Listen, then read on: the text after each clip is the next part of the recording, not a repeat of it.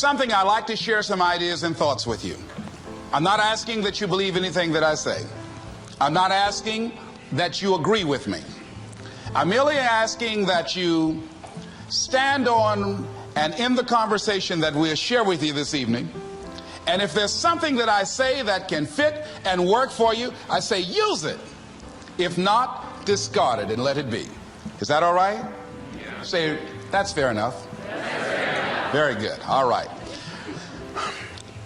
One of the things I have realized, and many of us have, that if you want something out of life, if you want to change yourself, if you want to acquire something, if there's some goal that you want to reach, that is really not easy as some people will make us feel.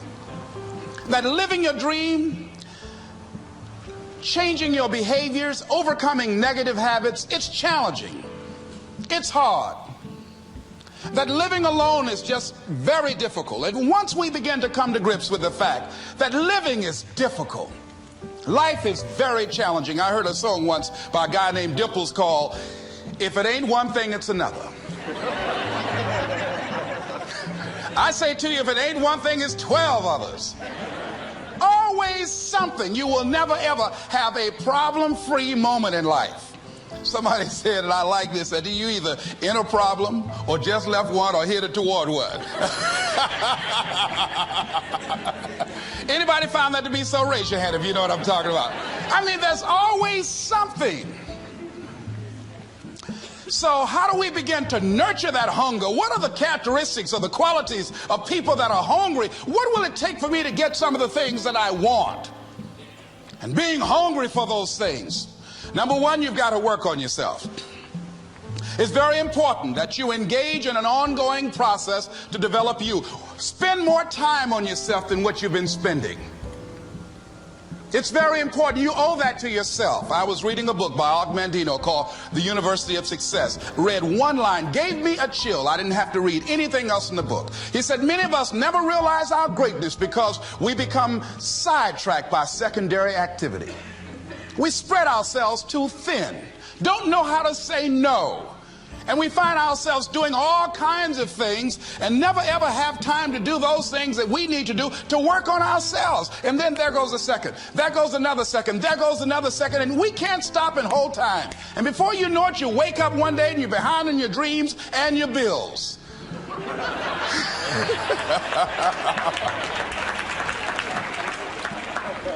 So decide that you're going to take some time to work on you, that you deserve that from yourself, that your life deserves some prime time because you are creating your own production. As Michael Todd would say, you are the star of your show. You are the director. You're writing the script. And you will determine whether your life is a smash office hit or flop. You determine that. Working on yourself, talking to yourself. That's so very important. Overcoming the negative conversation, that inner dialogue that's going on all the time, even when you don't want it to be there. You can't stop yourself right now from thinking. You can't do it. It's going on. And so learning how to empower yourself, part of doing that is standing up to yourself.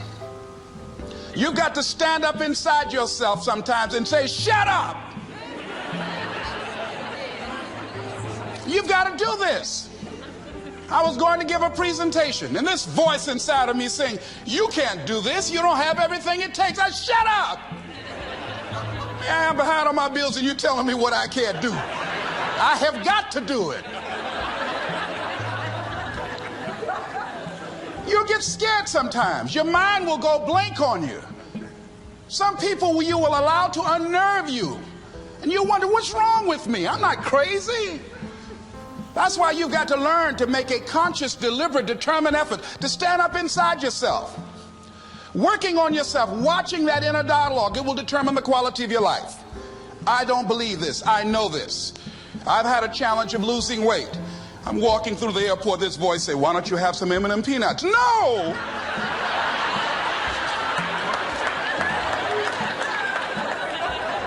Well, just one. Then after you eat that, you might as well have a Snicker now, you sucker. I mean, it's challenging. My mother fixed the kind of sweet potato pie you can't eat with your shoes on. Have to take your shoes off so you can wiggle your toes.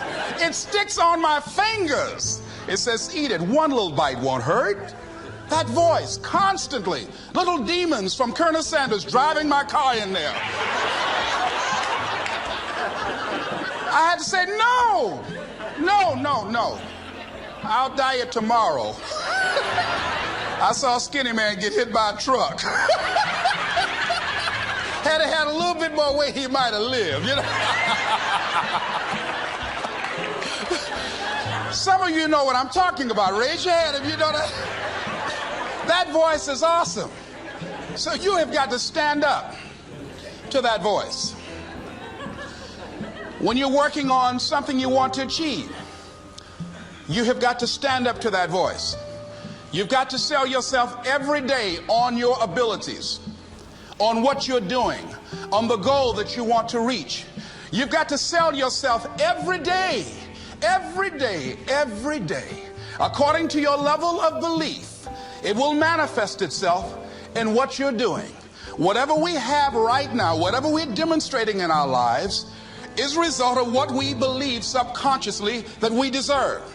And part of increasing that belief level is that you have got to convince yourself every day. You've got to sell yourself. I do a lot of training for many corporations, and I conduct sales seminars, and I've heard all kind of guys doing techniques and training people techniques of how to close sales and how to work with and begin to control the sale and how to ask for the close. Let me share something with you. You can learn all the techniques in the world. If you don't believe in yourself, it won't happen for you. I learned all of it. So that's why I do a training called Focus on the Seller. You've got to focus on you. And as you convince you, as you sell yourself every day, you will begin to see a difference in the things that you're doing. Selling yourself on your ability to perform a job, to achieve a certain objective. Telling yourself every day, here I go again. And I got what it takes. This is my day. And nothing out here is going to stop me. And when you go out there, life say, come over here. Say it again. Well, I'll be back tomorrow. That brings me to the next thing. It takes courage to act. Part of being hungry when you've been defeated, it takes courage to start over again. I used to do door-to-door sales, and I was working with another friend of mine, and door-to-door sales, I mean, it's punishing. It's cruel and unusual punishment. And I was a little boy knocking on the door. Hello, would you like to buy a nice working television set? No money down? No! Bam! They slammed the door in your face. And the friend of mine that was working with me, they slammed the door in his face, and I looked back, and he was going to the car. He said, I can't do this. And he sat down in the car. And he said, you go ahead, I'll be here when you get back. Now, he had a mother and father to take care of him. My mother was ill. I am adopted. I was hungry. I had to go on. I learned something about myself. That when you step into your fears, somebody said, it was Winston Churchill, he said that courage is going from failure to failure without losing enthusiasm. When you step into your fears and continue to push yourself to go on, something happens for you. It will enable you to transcend yourself. I went to the next door. You like to buy a nice working television? No! Bam! Went to the next one. No! Bam! After a while, I no longer took it personal.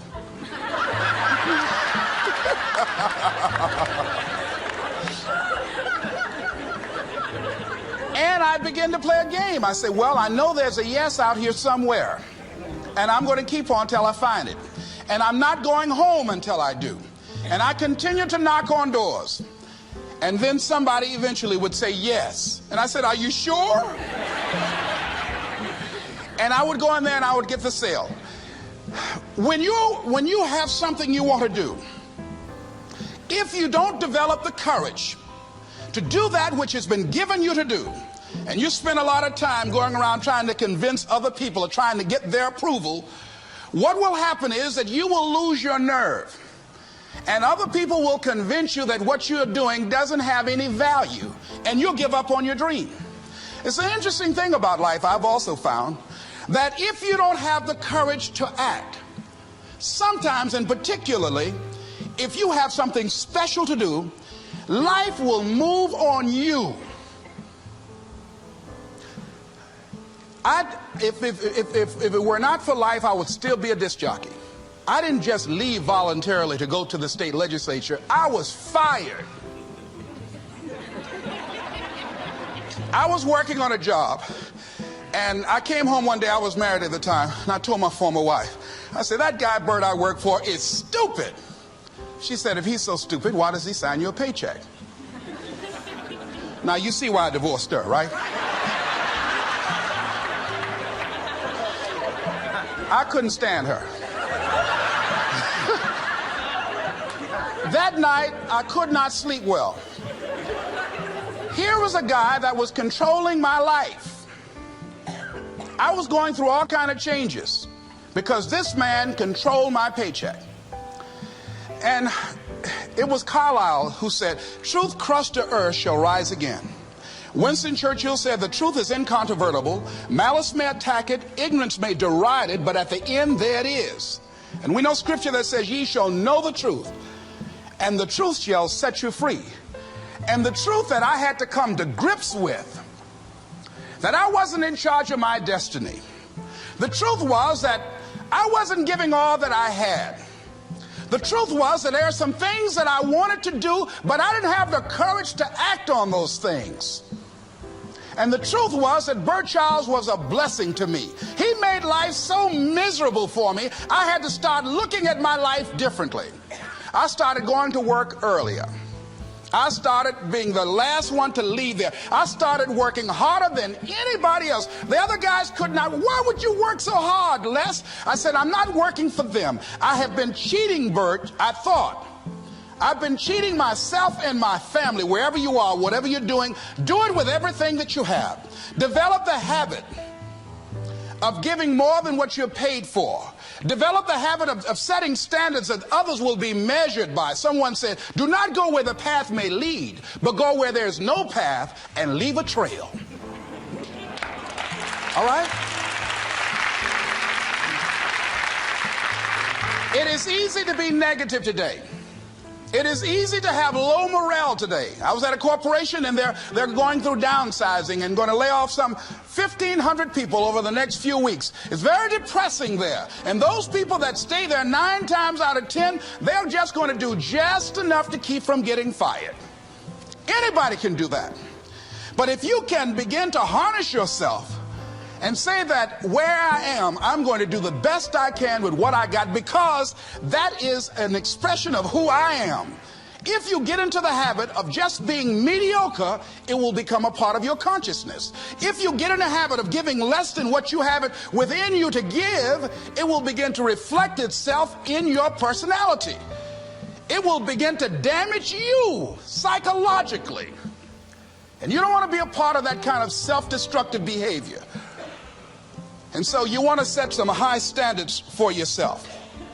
The next thing, part of what feeds that hunger, you've got to develop a sense of urgency.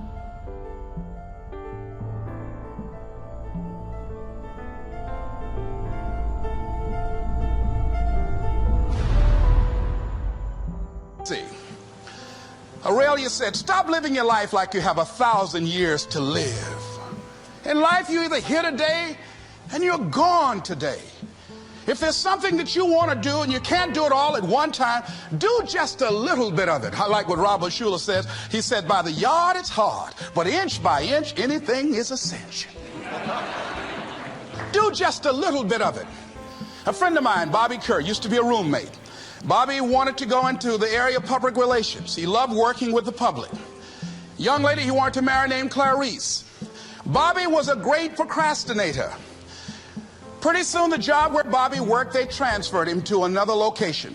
He went out to celebrate with the people on that new job site. And Bobby suffered a massive heart attack and died. Bobby didn't drink and didn't smoke, was under 40, and he died. Ask your question. How much time do you have left? How much time do you have left? When you start thinking about that, we don't know. We don't know. Bobby took all the greatness and all of the talent and all of his abilities to his grave with him.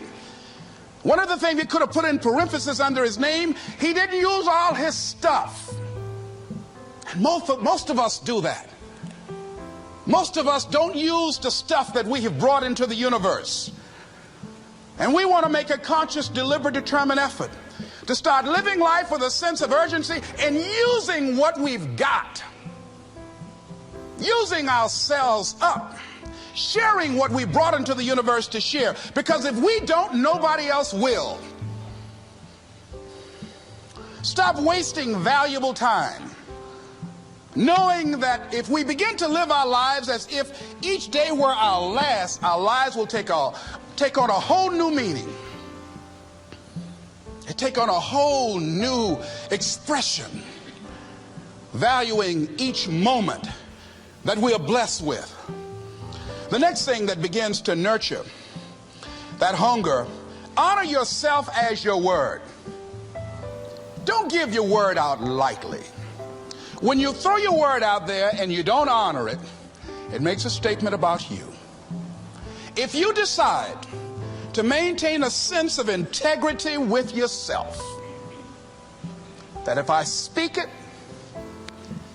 I'm going to live it. It's who I am.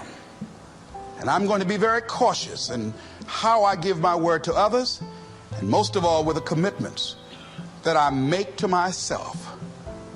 Because I want my life to reflect my words and honoring who I am and what I express. Another challenging area in terms of nurturing and developing that hunger in yourself is learning the art of becoming single-minded. Learning how to concentrate. Learning how to focus in. And you'll be surprised at the things that you're able to do. When you learn how to block things out, when you learn how to keep thine eyes single, you'll be surprised at the ideas that will come to you, of the people that you'll be able to attract, of the opportunities that you'll be able to see. You'll begin to see things that have been standing there looking you in the face, saying, I can't believe this has been here all this time. Here's a habit that I do. Maybe it might be of some value to you. I get up in the morning and I start writing what great ideas that I can think of today that can improve me and that will enable me to reach my goal. And I just let my mind flow. Sometimes I write 15, 20 ideas. Some days it's more difficult than others. One idea can change your life. One idea can turn your life around. Deciding that you're going to focus to develop your skills. The guy was the new owner of a baseball team that was in the basement of the league when he took it over. He went to the pitcher and he said, what is your best throw? He said, well, I got a good curveball and I've got a good fastball. And he went on talking about his different throws. He said, but tell me this, what is your best throw? He thought for a moment. He said, I've got a good fastball. He said, that's all I want you to work on. Nothing else. Just develop your fastball. The next year, they went to the World Series. Most people don't know where their fastball is.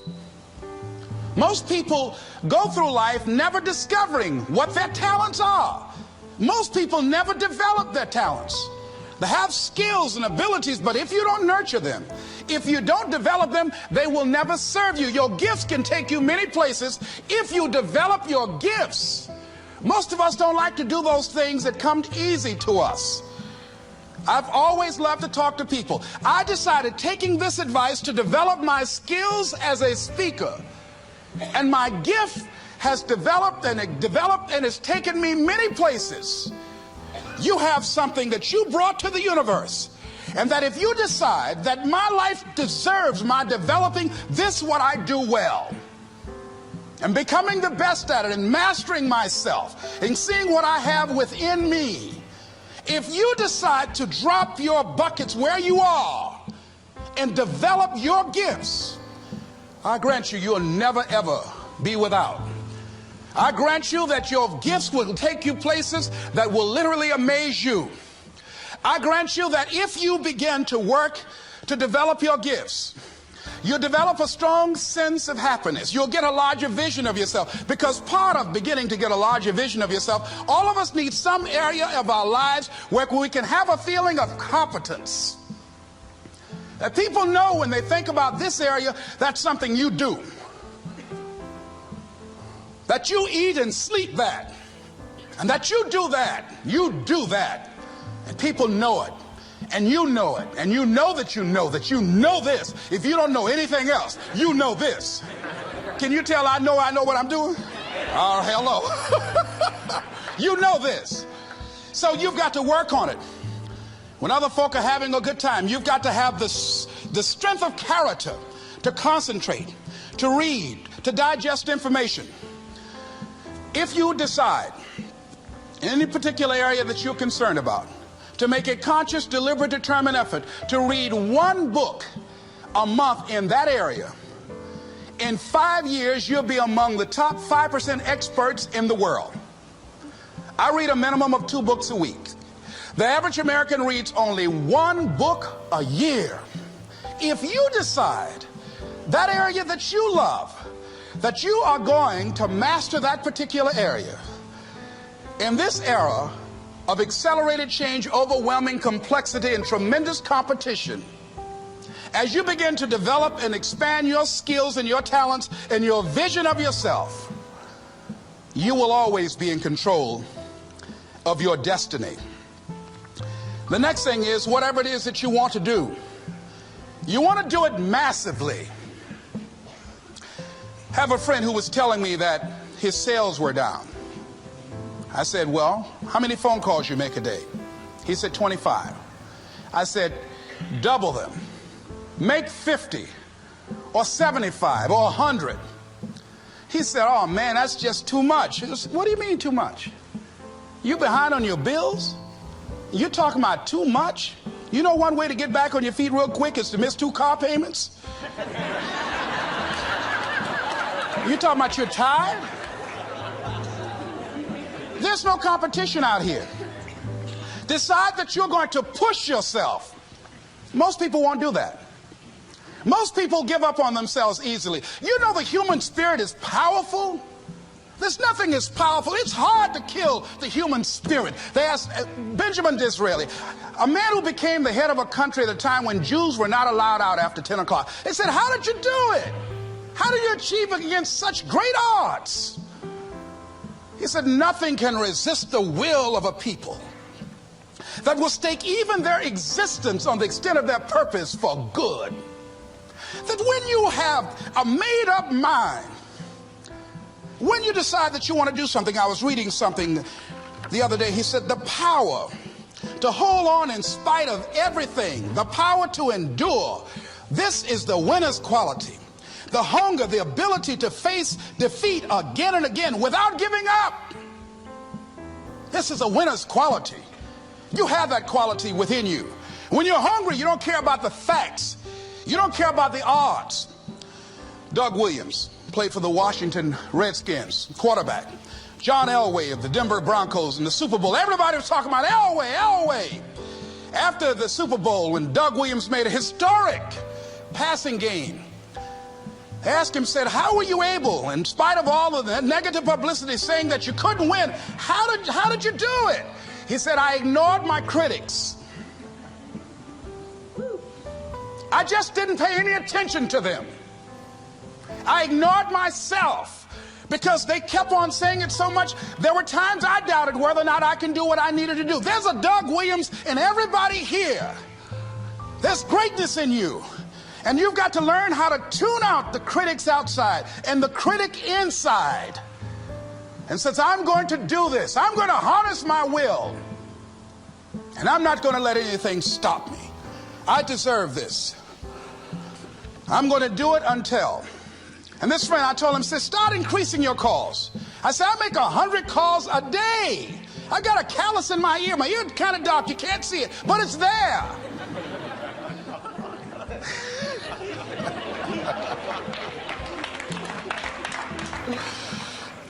His sales have increased. He's working harder now. The other thing is that if you want something, you have got to be relentless. You've got to learn how to become resourceful. You've got to learn how to become creative. When crises strike in your life, and in the Chinese language, crises mean danger, but it also means opportunity. And this is an opportunity for you to grow. And you've got to be so relentless, regardless of what comes down the pike, that you're always looking for a way to get over, always looking for a way that you can break through, always looking for a way that you can win.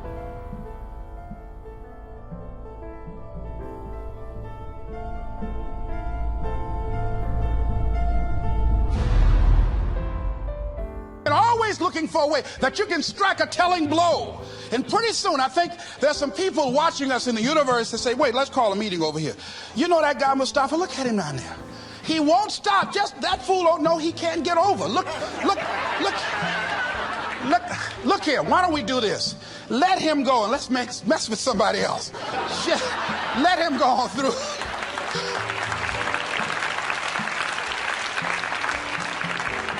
Life will just get tired of whipping you sometimes. And just say, let's just let this one go. I believe this. Now, no one has told me this, but I just kept on kicking. I didn't have sense enough to stop. I was intelligently ignorant. I didn't know what I couldn't do. So I just tried anything.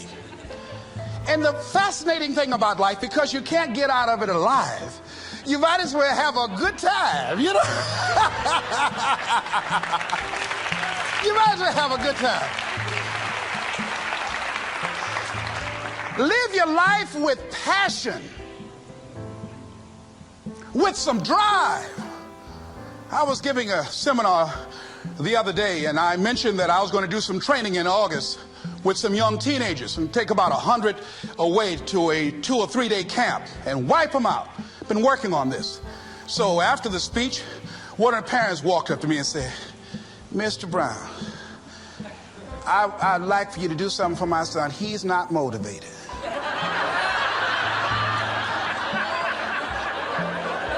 I said, I wonder why.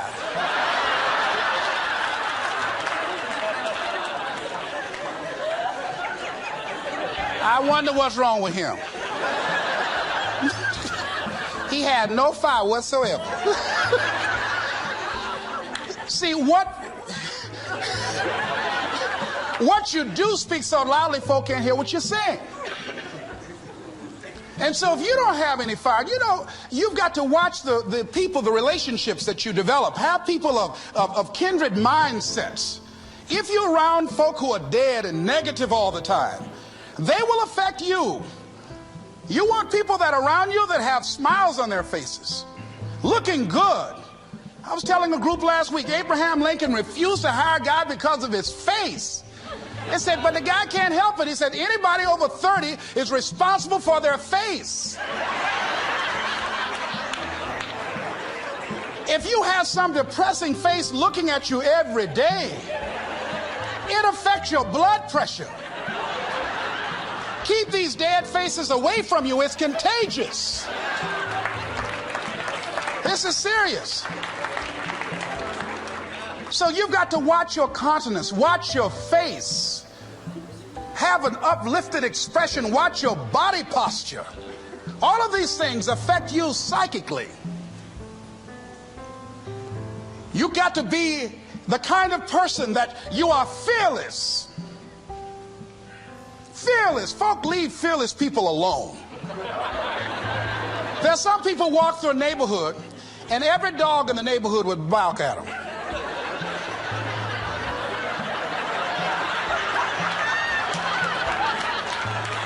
But there's some people come through and ain't nobody gonna mess with this.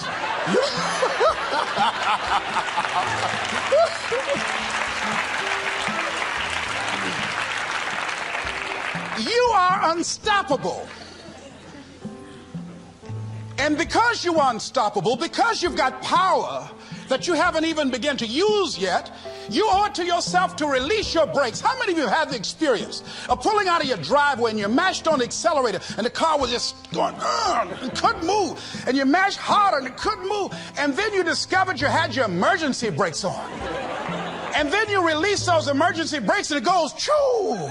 Have you ever had that experience before?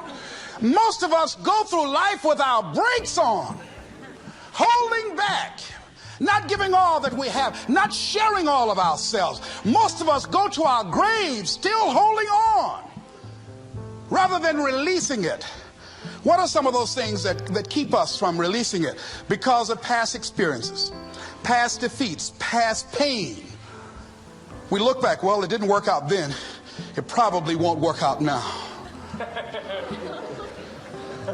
Many people get confused their performances with who they are. I was reading Pat Riley, the coach of the Los Angeles Lakers.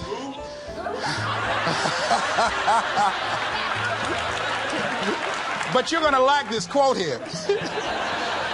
After the Trailblazers had blown them out of the water, and I'm sure he said this last night, they asked him, how do you feel? He said, tonight we were exposed for what we are right now. You see? That if my speech tonight doesn't work, it doesn't mean that I'm a bad speaker. It means that what I did didn't work tonight. And I've got to separate what I do from who I am. And I've got another shot. See, the last chapter to your life has not been written yet, and it doesn't matter about what happened yesterday. It doesn't matter about the things that you've done that you feel guilty about. If you wouldn't do it today, you're convicting an innocent person. You've been reborn to a new state of consciousness. And as they say, if we knew better, we would do better. And so you begin to decide, I'm not going to be denied. I remember, and I was telling someone, and they asked me, would you repeat that again? I was interested in going into broadcasting. I'm adopted. And that was my key out. I wanted to make my mama proud of me. I was very much appreciative of what she's done for my brother and sister and I. And that was my way out. And I went over to a radio station, asked a guy and told him that I was interested in broadcasting. He looked at me in my straw hat and my overalls. He said, you have any broadcasting background? I said, no, sir, I don't. What do you do? I cut grass. Young ladies asked me what kind of work I do, and I was working on a garbage truck. I say, well, I'm a sanitary technician. He said, we don't have any job for you. I decided that was something I was going to do. I decided I'm unstoppable. I'm going to go up in here and I'm going to do this. I started going to the radio station every day, developing a relationship with the people that were doing what I wanted to do. And that's what I encourage you to do. Whatever area you want to go in, find people that are doing it the way you want to do it and develop a relationship with them. When I decided to go in this area, I wrote letters to Dr. Norman Vincent Peale, to Zig Ziglar, to Dennis Waitley, all of the giants in this area. And I said, this is something I want to do. I've been following your career. Would you help me? Dr. Norman Vincent Peale answered my letter, did an article on me, wrote about me in the most recent book that he issued, and done many broadcasts about me. I'd wanted to develop a relationship and rapport with those people that were achieving those things that I wanted to achieve. By the same token, I would go to the radio station, and I developed a relationship with the guys. And they used me as an errand boy when they needed some food or someone to go pick up entertainers that came into town. Temptation singing My Girl, Jerry Butler singing For Your Precious Love, Sam Cooke singing Darling You Send Me. I would pick up the entertainers at the airport and drive them around in the disc jockeys, big Cadillacs. They didn't have any driver's license, but I was acting like I had some.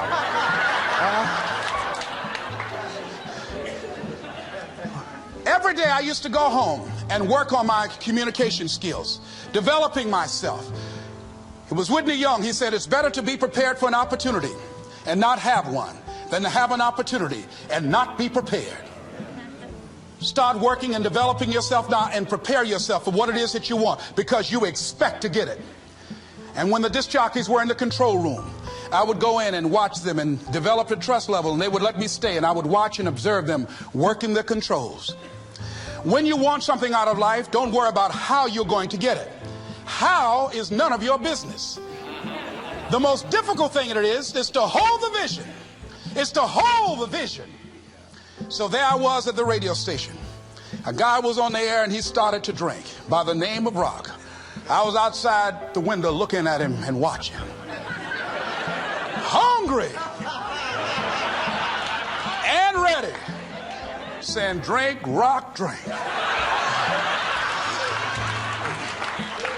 Pretty soon the phone rang. It was the general manager. I said, hello? He said, Les, this is Mr. Klein. I said, I know.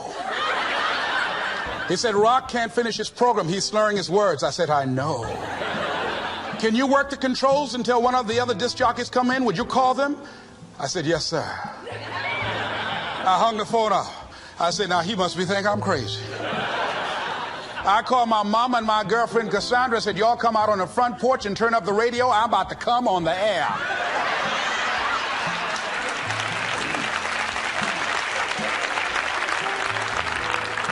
I waited about 15 minutes. I called him back.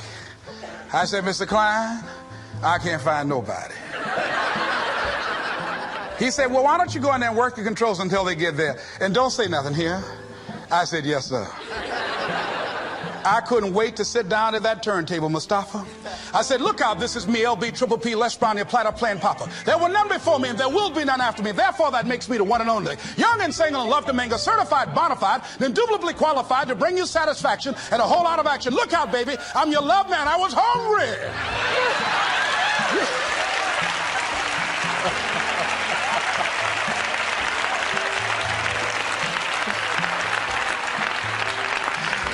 Shake somebody's hand on your right and left and say, you've got to be hungry.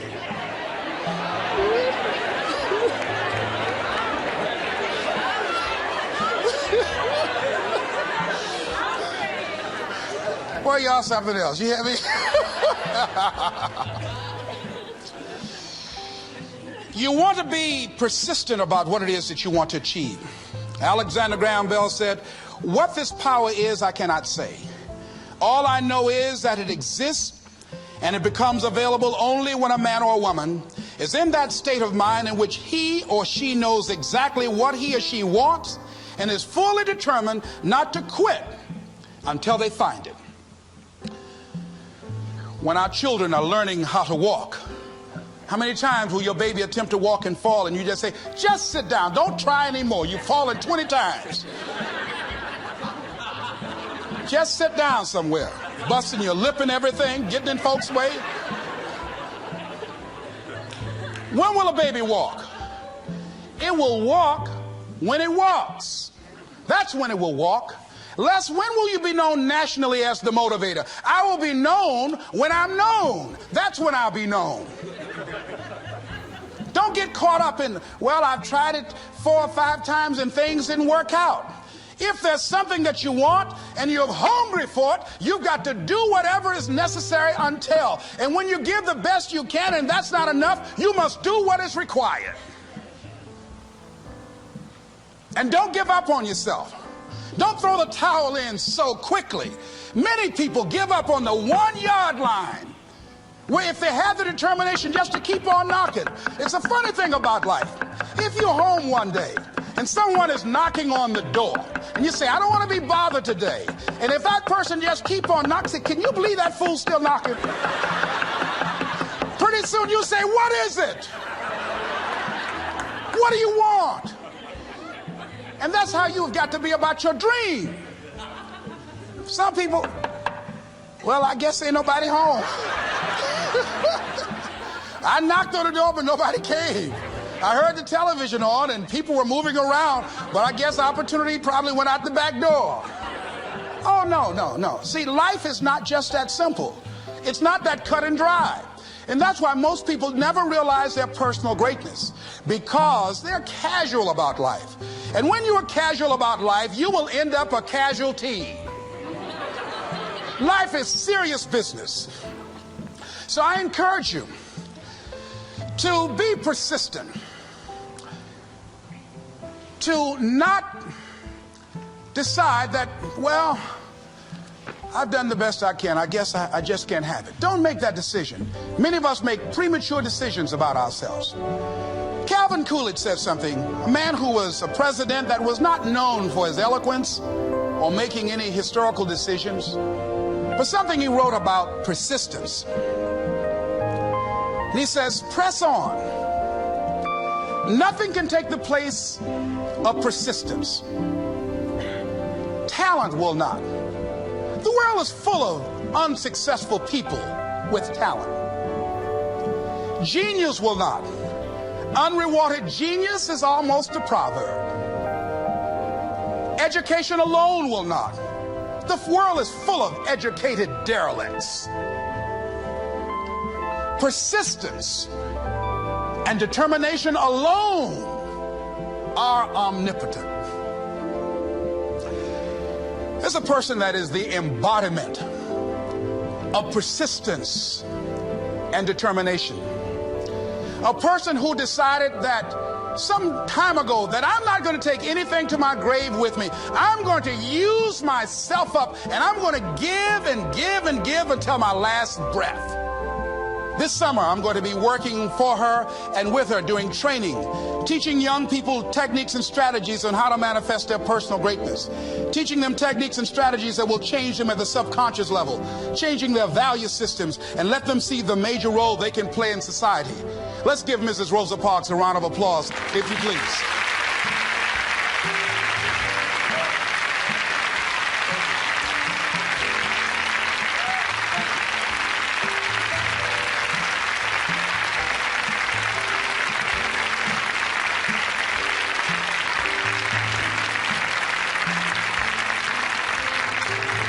Here we are in the presence of greatness.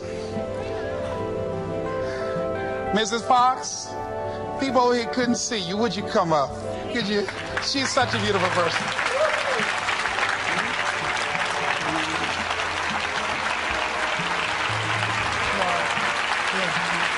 Beautiful person.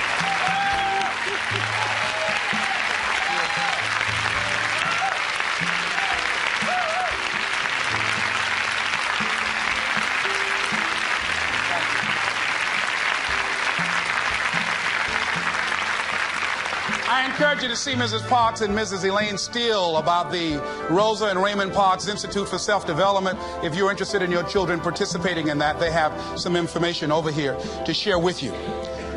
It is just fascinating and just a blessing to have this woman when a lot of folk who are giving up. And here this year she celebrated her 75th birthday and still has a dream of being an instrument of change. And there is a Rosa Parks in all of us who made a decision at one point in time, standing on the platform of oughtness, as Immanuel Kant talks about in a book called Critique of Pure Reasoning, that there's certain things we know we ought to do. We just know it. We owe it to ourselves and those around us. I don't know what your dreams are. I don't know what your goals are. But let me leave this with you.